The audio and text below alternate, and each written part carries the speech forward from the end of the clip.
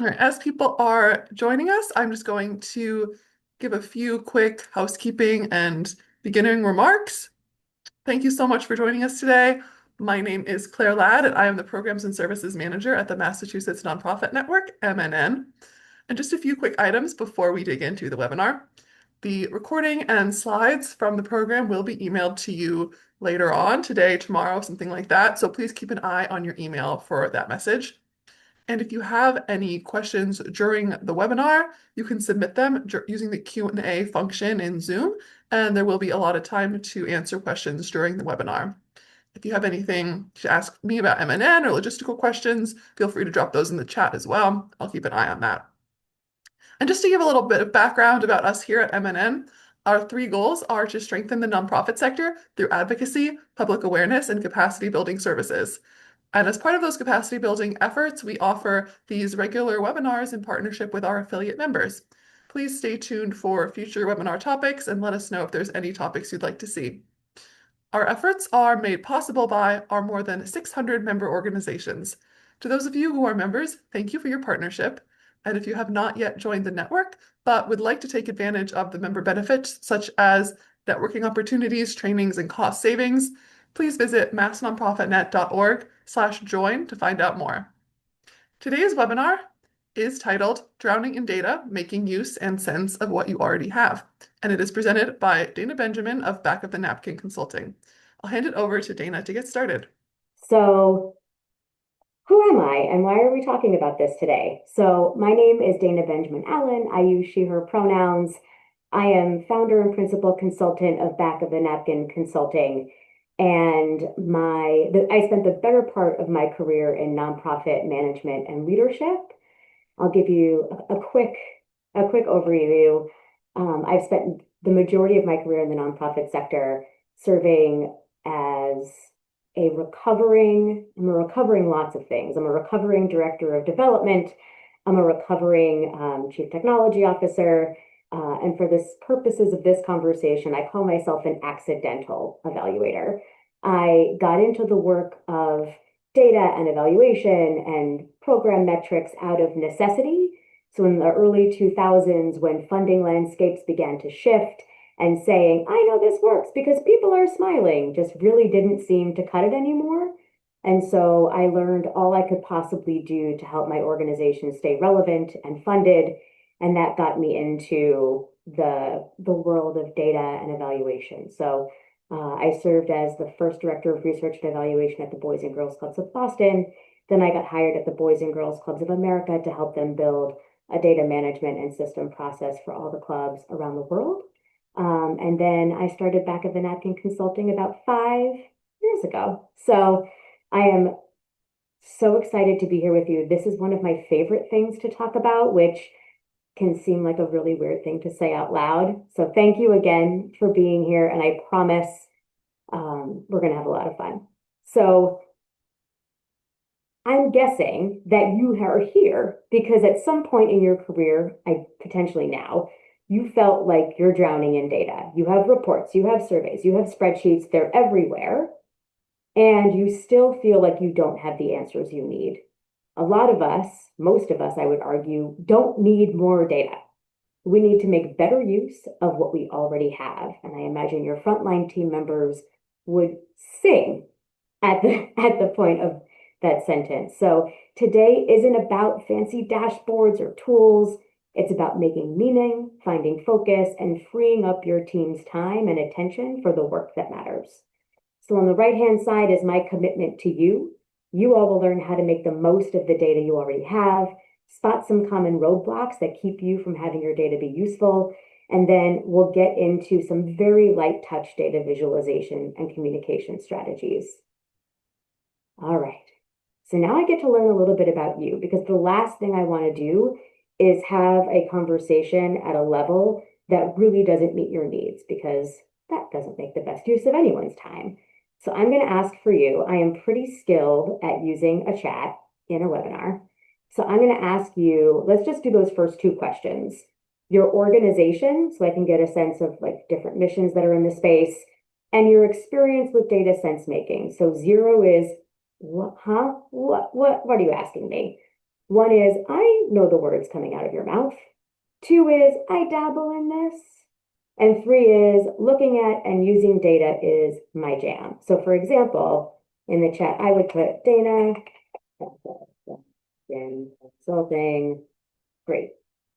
So I am going to ask for you all to take a minute and consider where you fall on this Likert scale of 0 to 3 with sense making. And that will help me modify in real time how we talk about what we talk about. I'm seeing a lot of 2 to 3s. Don't worry, I see you ones. I promise we are not going to use cuckoo bananas phrases or terms that will make you feel left out. It just gives me a sense of where I might be able to push the gas and where I might need to pump the brakes. So perfect. Feel free to keep populating the chat. I'm going to keep coming back to it, but this really, really helps me as your facilitator gauge how we're going to be working together. So thank you again. And for those who are leaders of nonprofit organizations and are facing and working in a time when your day yesterday looks different than your day tomorrow and likely will look different than your day the day after. Thank you for all the work that you're doing. It makes the fact that you're here even more impressive. And again, it's why I want to make sure that we're making the most of your time because that is a resource that you can't get back. So I am going to do something that is rarely advised in a webinar and ask you to take out your phone. I can't see you, so if you don't do it, that's okay. And I'm going to ask you to look at your screen with all of your apps on it. And I'm going to ask you to scroll through your home screen on your phone and take stock of what you have. What do you have? What could it tell you? Why did you download it? How do you use it? And what else could you learn from it? So maybe focus in on 1 or 2 apps that are on your first page. Actually, 1 app on your first page and 1 app on your second page. And if you have a phone that doesn't smart, consider an application that you use or a website that you use often in your work. It would be great to have 1 example in the chat if anyone is feeling brave. And I'm wondering, what else could you learn from it that you aren't already learning from it that would help you? Learning that you spend too much time doing anything, if it's not going to help you, it's nice to know, but it's not supremely useful. So does anyone have an app where you are looking at it, you're thinking about it, and there's something you haven't learned from it, but could potentially? Thank you so much, Brenna. I use Goodreads. I download it because of a friend's recommendation. I could learn more about the books I'd be interested in. So there's opportunity in the thing you already have. My news app has a lot of categories I've never explored before. Yeah, you don't need a second, third, or fourth news app if you haven't fully exploited the one you have. Awesome. Thank you, Alex. Perfect. Well, thank you all. I will explain why the heck we just did that right now. So now we're going to take that same set of questions. We're going to take stock of what exists in your data. The reason we did that one first is it's an activity that you can do with your organization to kind of repackage this presentation and do it on site. It's a lot easier to think about something that isn't data, especially for folks that are not in the weeds, and then toggle over because your brain has some muscle memory of the activity that we're about to do. So I am going to share with you a spreadsheet. I'm going to show it to you first, and I'm going to give it to you because if I did it the other way around, I would lose you in a minute. So we're thinking about the data you have. What do you have? What does it tell you? Why do you collect it? How do you use it? What else could you learn from it? So I'm going to anchor that in real time. So this is a data mapping grid, and I populated some fake data, right? What do you have? I have an intake form. My intake form has 70 questions on it. So if I had all the time in the world, I'd probably put all the questions which is also a best practice so you know what it is you have. Why do I collect age? It's a legal requirement to understand who we serve and track program usage by individual. Who do we collect it from? Adults. How do we use it? We like to do breakdown of our current clients by age. What else could we learn from it? We could do trends in clients served year over year. We could look at median age year over year. We could look at program usage by age band. So there are ways for us to think about age as a discrete piece of data and also ways for age to play with some of the other data we collect. And that could perhaps give us some new insights. And maybe another insight could be that I know how to spell the word requirement. Same thing with a survey. I'm going to encourage you, right? A survey could be 6 questions, 7 questions, 8 questions. I would encourage you to think about each question as its own row, because oftentimes a survey is thought about as a monolith.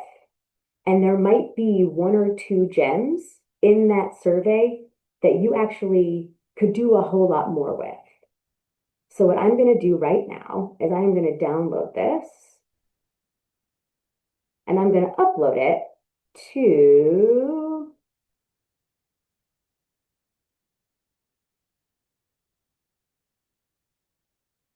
oh, hold please.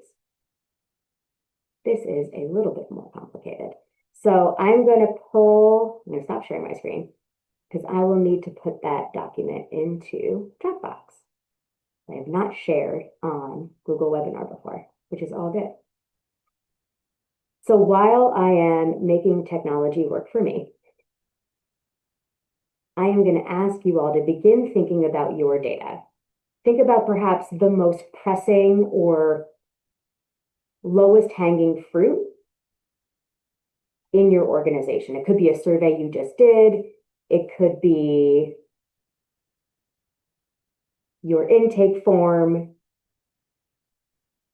Think about that piece of data, that tool, and begin thinking about what it says. What are you asking people? Why did you do it in the first place? And because we have to is a perfectly reasonable response. Because oftentimes, because we have to means that there is funding at the end of it. So feel free to say and use that as a reason. Sorry, my computer and I are having problems, but we're going to make this happen. Oh dear. Okay. I'm going to show this to you and then I will email it to you afterwards. So if you have a piece of paper nearby, if you have the luxury of 2 screens, consider that tool, whatever that tool is, and get really granular with it. So I imagine there'll be a lot of merging of cells in A and thinking about all the prompts that you are responding to or your end users are responding to. Why do you collect it? Who are you collecting it from? How do you currently use it? What else could you learn from it? So I am going to give you, because I know the luxury of time, and if I said, populate this on your own after this webinar, my guess is that it probably wouldn't happen because you're very busy. So I am going to give you all about 4 minutes to think critically about a tool that you use or that you've created and answer these questions about that one tool. In a perfect world, you'd map all of it, but we don't have the luxury of that much time together. So I am going to be silent for 4 minutes and use the honor system to ask you to populate your grid on behalf of your org.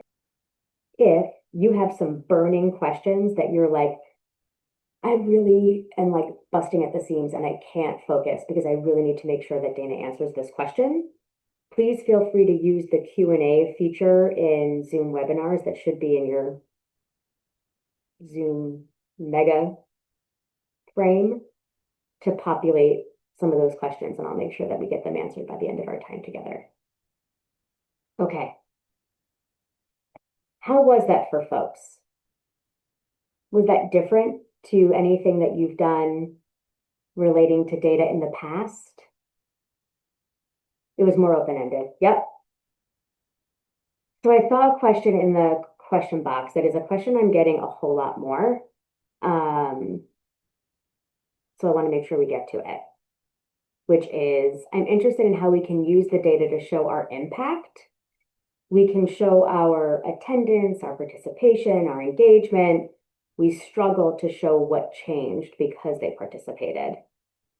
And then in the chat, I hear we don't have time to connect the dots between social media followers and our donor database, but that would be a useful activity. Preach to all the directors of development we have on the line, right? Do you need alternative messaging platforms to ensure your donor database is accessing you, or with limited time, is your one content stream sufficient? Thank you for sharing that, Susan. Okay. So let's go to the next page, which will help us get to the question that got asked in our question mark. So the other really important thing to consider as you are dissecting your data is, does it align with the most important part of your work? I have a lot of clients, and I have worked in organizations where we collect it because someone told us to, and that is an answer. What does it tell you about the work that you're doing?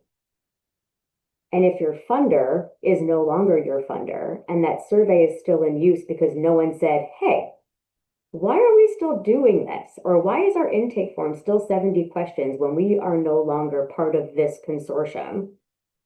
Then you have a real opportunity here to streamline what you are collecting. So if your data isn't helping you advance your mission or get funding, it is noise. Every data point should have a job. It can have more than one job, but it needs to have at least one job. And alignment questions are really your best filter, right? Those questions of, why did we start collecting this? Who is it helping? What decisions does it inform? And when mission and data are out of sync, then people stop trusting the data. There's lots of other reasons people stop trusting the data, but that is one of them. Because it begins to be seen as a compliance exercise and not a tool to inform the work. And then it makes collecting it that much more difficult. So there was some questions about how do we use the data we have to prove impact. So that is a really difficult question to answer in the absence of seeing the outputs of this activity, but I'm going to try my best to paint this big brush stroke and then give some quick thoughts and feedback around that. I wish I could see a show of hands, but it's really difficult. Has anyone raised your hand, put in the chat just like a why for the folks that have ever participated in designing a logic model for your current organization? I don't care how old it is, just have you ever done it? Has the phrase logic model or program framework or log frame arose by any other name will smell as sweet? I just want to get a sense of where we're at. Okay, cool. This is wonderful. There's a lot of opportunity here. Hey, someone just said they just completed one. I'm going to give major snaps to you, Avery. That is no small feat. Okay.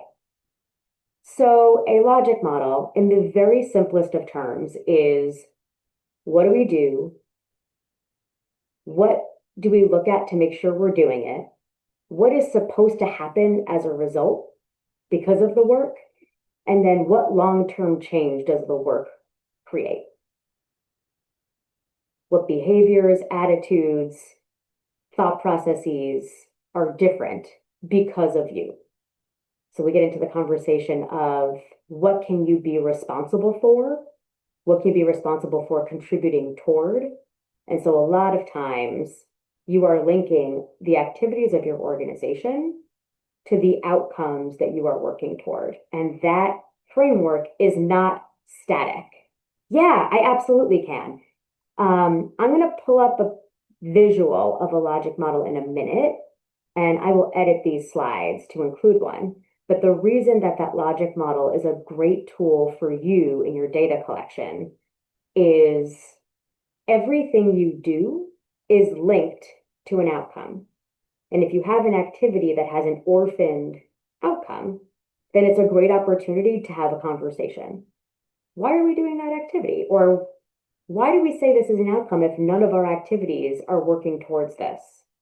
And when you have everything aligned, then it gives you a sense of what information or what questions you should be answering to prove that the work you're doing is creating those changed attitudes, beliefs, and behaviors.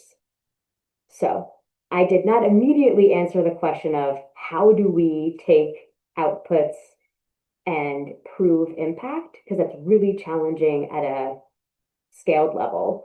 But the tool that will be super helpful in getting you there is that logic model or program framework. Again, we don't need to get super academic here. It's just a roadmap of how the work you do leads to the change you are seeking. And with regard to, I'm trying to think about that question because we were working with Teach for America, Massachusetts, and we did a logic model workshop, but we also were looking at, stay tuned. There's a slide coming up that I'm going to layer on top of the question about proving impact, and I promise we're going to get there. So just trust me and let's sit tight. And then when we have a minute, I will pull up a logic model screen so that I am not talking in tongues. Okay, so here we go. I just wanted to flag here, as we're talking about data, what are some things that can get in the way of data that is useful to you? In the cleanest sense of the word, design questions. This actually is what we just talked about. Do you have unclear forms? Do you have 7 versions floating around? Do the questions that you're asking align with your research questions? So that part is that logic model piece. Does everything you ask match up to what you're trying to understand?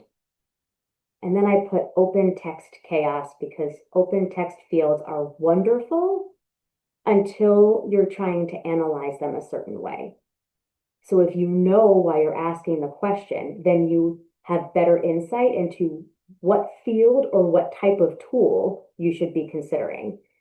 So if I want to know how many kids are allergic to peanuts because I want to go on a field trip and I want to make sure no one goes into anaphylactic shock, I should not use an open text field because I need to count responses. And so when I know how I want to use the data, it helps me determine how I want to collect it. And so that's where the design piece is a really important thing to consider as you're like, what is holding us up here? We really need to know this. How are we collecting it? Oh, right, we're putting it in an open text essay format. Well, everyone says it differently or everyone spells it differently, and that can get really challenging. Process. So if you have multiple storage solutions, it can get a little bit tricky. Where does it live? Who owns it? Everybody owns it. There's no clear processes for editing. Who gets to update the intake form? When do you bring on a new survey tool? Who pulls the reports? Because sometimes the filters you use also tell you the answers. And how you calculate metrics. So that gets back to the conversation earlier about showing what changed as a result of participating, and that example that we gave earlier about being creative and judicious with how you look at your data, how you are analyzing it, how you are slicing it. If you were trying to show change over time, you might be able to use some of the data you have and run it year over year. Or you might be able to slice it even more by certain demographics and prove or look at your work and the changes in activity based on demographic subgroups, which may or may not be particularly useful to the message you're trying to share. And then the third one is use. Sometimes you don't know why you're communicating it. Sometimes your language is confusing or jargon heavy. And if you were talking to a peer, they would totally get it. But now you're talking to an end user that you're just trying to get on board as a donor. They don't know your language. And that there's no feedback loops. There is no clear way to get the data back to the folks who contributed to the work, which makes it a little bit more difficult to prove the value of the work and to keep folks as part of the process as opposed to things happening to them. Things are happening with them. So I'm interested in the chat. We don't have to do the bullet points or the details underneath. Which of these three categories of data roadblocks would you say you experience most? Design, process, or use? What do you think is keeping your data from being the most useful to you? We're going to hop into use and spend a very decent time on that piece. What I want to show you on this spreadsheet that you will get, I promise, because now I'm teeing it up to be the be all and end all. I added some columns here. So again, this presumes you have the time to do it, which I realize is a big assumption. If you are able to do this, even if it's just for one tool so that you can map it and show it back to your team and show them that you are trying to really make sure that your data is intentional because you want to spare their time. These are some questions that you can ask that will document that work. Who uses it? Where does it live? Who's allowed to edit it? How often do we collect it? So this matrix or Excel document is meant to help you both refine and define what you are doing and then add some consistency in your organizational processes. So in a perfect world, this tool can solve a couple of those challenges. So now we're going to go here. So I know that we are heading toward annual appeal time for folks who do end of year appeals. This year is going to look a lot different for annual appeals. I'm sure this year looks a lot different in all donor engagement behavior. So I am going to ask for you to use a piece of paper or a place on your screen. Think about one audience you are trying to speak to. But get as specific as you can. So last year, your live buds, right? Last year, but not this year donors. Your school committee, your major donors who just love you for the work that you do. And there is no specific aspect of your mission. It's just, we love you and your mission overall. So I'm going to ask for you to think about this person or demographic subset of supporters and legit put pen to paper. And the reason it is important to put pen to paper is because it helps you get the ideas out of your head and somewhere. So if you just think about it, it is less concrete and it actually makes it less likely to stick. So if you want to get the most out of our time together, I encourage you to write it down. Who are they? Why do they care? What do they care about? And what aren't they aware of about your organization that you are aware of? So I'm going to give you 2 minutes to think about this. And this activity leads up to data use and communications. Okay. I am going to ask if there is a brave soul that wouldn't mind sharing their answers to these questions. And if you want it to be anonymous, you can chat just to me, or you can use the Q&A, which goes just to me. but the next couple of slides would be really helpful if we talked about a real-time example. That way, A, it's helping someone, and B, this stuff lands in practice instead of theory. Does anyone feel comfortable sharing? And if not, I will use an example. I'm going to give us 30 more seconds because facilitators really love awkward pauses and silences. Ah, thank you, Micah. Participants in 2025 events. They're artists, politicized individuals, people in Greater Boston who care about one of our core partners or artists and want more opportunities for connection and creation. They aren't aware of that CEI is a collective, what we do and how we do it. Okay, thank you, Mike. So if I'm thinking about what they don't know about, right? My goal is to inform them and have them take action on the thing I'm informing them about. And it seems like we want to communicate what we do and how we do it. I'm going to head on to this next screen. So this is a data selection and use grid that I use. I actually used it for this presentation, and I coach my team and clients on it, which is even if you have the coolest data point and the most awesome metric, it might take 3 weeks to clean the data, run the analysis, and get it to a point where you feel comfortable sharing it externally. And for some organizations, if you've got a lot of infrastructure, that might be possible. For other organizations, that might be a pipe dream. And so what is helpful, perfect. Thank you, Susan. Yeah, so it is helpful to think about which data would help prove your point, would get their attention most, and then bump it up against your realities. Is it useful to your audience? And how much of your organization's effort is required to get that information the way you need it? So if I were Micah, I might be looking at what we do. And if we have a lot of activities or programs and I'm trying to pull participant numbers, and I have one database here, I have Bill's rogue spreadsheet over here, it might take me a couple of weeks to get that. And my annual appeal needs to hit the printer next week. Well, if the effort is high and the usefulness is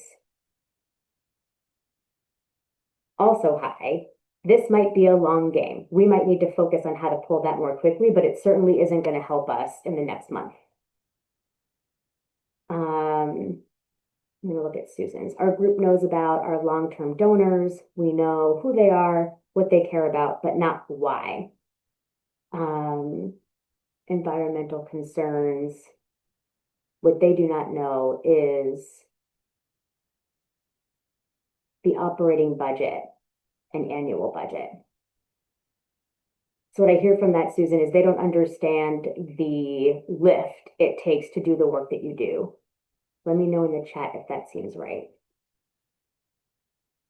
Okay. So Brenna works for Performing Arts Center and interested in targeting folks who have attended but have never donated. I know they care about good shows and programming, but they may not know the membership perks and our community impact. Beautiful. Okay. Thanks, Brenna. Thanks for coming along. Okay, great. I'm now landing the plane on both of those, and we got about 15 minutes. Rock on. So converting one-time attendees into a larger network of folks. So what I might do first is run an analysis on what events they came to. I might then further look at analysis of anyone who's come to 2 or more events, right? So if we're trying to get towards the likelihood of folks paying attention to you, you might use the criteria of how many events they came to. You may also look at the timing of when they came to events. So you might say, happy 1 year since we saw you at Chicago. And then something about the performance, cast members, costumes, the budget, something about what it took to put on that show. We would love to see you back for this coming performance of blank. It is donors and community members like you that help us do shows like the one that you saw. And so you're really getting specific, and the data that you are using is engagement data, and you're getting really targeted. So it really depends on a couple of things there. So I'm wondering if any of that was useful, if you're like, Dana, I already do that. Thank you for telling me what I already know. And in the meantime, Susan, I see that you are mentioning that folks don't understand how much it takes to do the work you're doing. So you might do, it really depends on who you're speaking to and their capacity and propensity for looking at data versus their capacity and propensity for stories. I'm going to show you something. I'm going to move into the data visualization side of this because I do realize for a lot of you, this might be really helpful. So I want to spend a decent amount of time here. So a good visual does not decorate a page. It does a job. It should be able to stand on its own and make your point clearly so that someone doesn't have to explain what they're looking at. You do not want to make your audience think because they might walk away with an understanding that is different than what you wanted to have them take away. So you need to be really crystal clear in what you are presenting and extremely clear in making the point for your reader. When words matter more than numbers, use them. Qualitative data isn't a four-letter word. I mean, it really isn't a four-letter word, but it isn't a four-letter word. People connect to stories. The brain loves emotional connections. So if you just had a one-pager with just stats and no context, it might fall flat. So your goal is don't leave the sense making to your reader, guide their eye toward understanding. You're going to say, Dana, that was a lot of words. Thank you for the word salad. Well, here you go. This is a collection of data visualization methods. It is pulled from many resources in a way that was hopefully not too overwhelming. And it tells you the job that it does. The one thing that I will caution folks here while I have a audience is if your pie chart is going to have more than 5 sections, consider a bar graph. It is really difficult to make the distinction between light blue and really dark blue and turquoise when the slivers of the pie are like 12 plus. Because then you're asking me, the reader, to try and find the nuance in what you are showing me. And I will probably walk away either exhausted and not looking at it, or I won't understand what you want me to do with the information. So these are all things that can happen in Microsoft suite of tools or the Google suite of tools. So I didn't put anything in here that you can't do as Joe Public. So now we're going to say, cool, show me what this means. And sometimes a ranked list does a really good job. All right, so this is where some audience participation comes in. Take a look. This is what happens when Canva and PowerPoint are not friends. Take a look at the screen. What are the useful differences between the two? On the left is a vertical bar graph of how people feel about pickles. On the right is a horizontal bar graph about how people feel about pickles. Exact same data, just presented differently. What do you notice about the difference between those two presentations that you like, that improves your understanding of what you want, what you think I want you to get from it? Easier to read. Yep, the title tells you what you should be taking away. Absolutely. In the first one, you have to look in two different places to make sense. The other one, you just, yeah, that's right. So the numbers and the data labels live together. Yep. The right side is logically organized and highlights your point to the audience. Yep. You can see the labels. They are not in size 8 font. Horizontal bar graphs are easier to read. Amen. The title. Yep. Cool. The green color on the right serves a purpose. Ah, Maura, thank you. So the color has a job. Everything in your visualization needs to have a job or it doesn't belong there. I still have a sense of the scale without all the lines. Ah, Rosa, that is like the first thing that you do in a graph is you get rid of those lines. They are distracting. Yeah, absolutely. Thank you all. So I think we got most of it, right? Making space for what matters. Get those grid lines out of there. Access labeling. Your axes should be taken care of by your title and perhaps your subtitle. Embed your legend. So when folks said, I like that the words of what is being shared and the numbers are side by side. Yep, that's real. Use colors to make a point. So thank you, Rosa. Your text hierarchy. So what's bold, what's not bold. A full sentence title that tells you what you want people to get out of it. Mixed case is easier to read. So a lot of times we're like, I want to yell at you in all caps font. But from an accessibility perspective, it's actually pretty challenging to read all caps. Left justified is easier to read, she says, as she's looking at everything right justified. And the intentional order of data. So I think someone else mentioned this just makes it more logically organized, and that was Caitlin.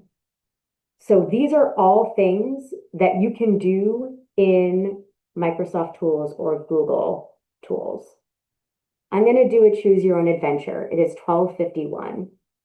Do folks want to see how to get from from me to moi? Do you want me to show you the tools in the Microsoft products, or would you rather us move forward, talk a little bit more about data visualization? Yes, I saw a yes. Yes. Okay. Yes, show tools. Okay, on it. It's going to be the quickest data visualization ever. Okay, I'm going to actually make one because I don't have one at the ready, which is great. We're gonna do this in real time. So I'm going to come to chart. I am going to make a bad chart, quote unquote. Okay. Like, love, hate. Go away. Go away. Like 50%, love 20%, hate 30%. Okay. So now on my screen, I have a bar chart. It is telling me 3 things of pickles. So what I'm going to do first is I'm going to get rid of those grid lines. So to get rid of the grid lines, I am going to click inside, and I'll know that I've gotten it when the blue dots show up. And I'm going to right click, and I'm just going to hit delete. Bye. I don't want them there anymore. The next thing I want to do is this axis is taking someone's attention away. I want everyone's attention on me. So what I'm going to do is I'm going to put the data labels inside the grid. So I'm going to right click and go to add data labels. They're not really where I want them to be. I want them to be inside. So I'm going to right click on those again and format those data labels. I'm going to put them in the inside end, and I want them to be real big because I want people to understand what I'm saying. And I'm going to bold them. And because this blue is dark, I'm going to actually make my text color white. Then I'm going to get rid of this title because it doesn't do anything for me. And I'm going to get rid of this series because it doesn't do anything for me. Now I still have that problem of the axis on my left. I don't love it. It's not helping me. So what I'm going to do is click on there and I'm going to go to format axis because now that I have those percentages, the axis doesn't have a job. It's just giving you the scale of what we have. So what I'm going to do here is format my axis, and I'm just going to go from 0, I have it point to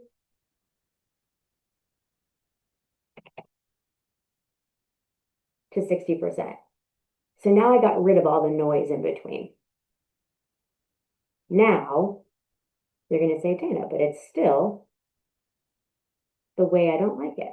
Okay, well now I'm going to right click here and I'm going to change the bar chart type and I'm going to move it to horizontal. And I don't know if I'm going to be able to do this as quickly as I want, but I'm going to move to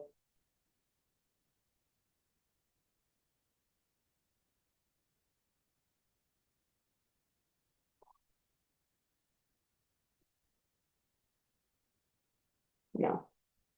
Okay. Huh? Not going to be able to do this as quickly to format it to be chronological or highest to lowest. There is a tool to flip it.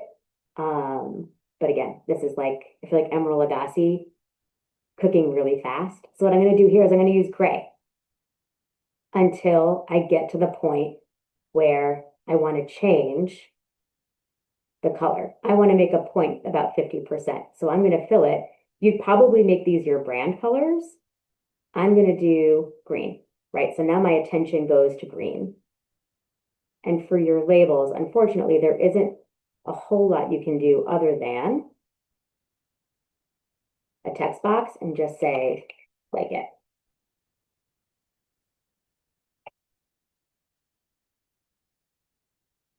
And move it closer. Again, you don't want to make people think. So if I had it all the way on the left, someone would have to look at left and right to make sense of what I'm showing them. And again, right, this is like super on the fly.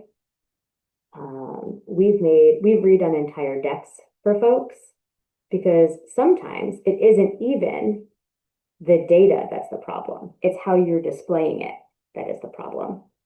And so again, if you're trying to make your data work harder for you, let's think about all the different ways that we can do it. Okay. People spend like entire careers on data visualization, but I wanted to make sure I did that in real time so you could see some of the features and play it back real slow if you wanted to. Okay, so here is a cheat sheet as you visualize. If you are not the communicator or your data person, this might be helpful. Remembering that just because Microsoft or SurveyMonkey suggests something doesn't mean you have to use it, and it definitely doesn't mean you should use it. Because sometimes the fonts they choose or the way they do things they might give you a 12 partitioned pie chart. So you don't have to overhaul everything. So I hope our conversation went in so many different places. One thing might be considering how to analyze your data differently than how you have it today. We talked about logic models, which we didn't have time to do, but I'll tell you what we're going to do in a minute, and why they're so helpful in framing up the context of your data collection. We spoke about how your data could be more useful by exploring what might be getting in the way of useful data. Then we spoke about getting really targeted in what you are sharing to whom and why. both in terms of content and picking data that matches your capacity, as well as how you visualize the data, the actual mode of communication. So between all five of those headers, there might be some real opportunity for you and your organization. So sense making is a muscle. It gets stronger with practice. So with that being said, I'm going to ask folks in the chat to say, what is one thing you're going to try by next Tuesday? Something that you learned here that you plan to take away and do. And Mercedes, I saw your question about can I do it in a table? And while you all are answering the question, what is one thing you can do by next Tuesday by virtue of being here, right? You didn't know it an hour ago, now you do. While you're populating that, I'm going to ask you all a few things. On the screen, there are a couple of QR codes. I work at home. It gets lonely. If you want personalized support and making sense of what the heck we just did here, let's schedule some time together. There is no pressure. You are doing the most important work. And so the least that I can do as someone who seeks to support the nonprofit sector is make it a little bit easier for you. We post tools and tips and tricks on LinkedIn all the time. So if we aren't friends already, let's be friends. We have a lot of other tools on our website, but what I also want to ask is, it seems like a lot of folks were interested in logic modeling. That is its own conversation. So if you would like to hang out and do a session on focus groups, that's what I'm doing this afternoon, a session on logic models, shoot me an email. If there's enough interest, we'll just get the band back together and do a side conversation. So I noticed a lot of folks were talking about editing their sign up page, reformatting their data analysis, using the data mapping grid, digging deeper into their data. So after this session, I will be getting Claire this deck updated to include the visualization we did in real time, as well as the data grid, because it seems like a lot of folks are excited to use it, and I can't wait to hear how it goes for you. So thank you all for being with us. Again, you have so many other places you could have been, and it is really, we're humbled to get to meet you all, and I would hope that you walked away with something useful. Back to you, Claire. Thank you, Dina, and thank you so much for joining us today with this great presentation. And just to reiterate, I will be sending around all of this information to everyone and the recording and everything. So just keep an eye out for that. And we'll have Dana's contact info and all of that as well. But yeah, thank you all for joining and hope you have a great rest of your day. Happy Monday, everyone.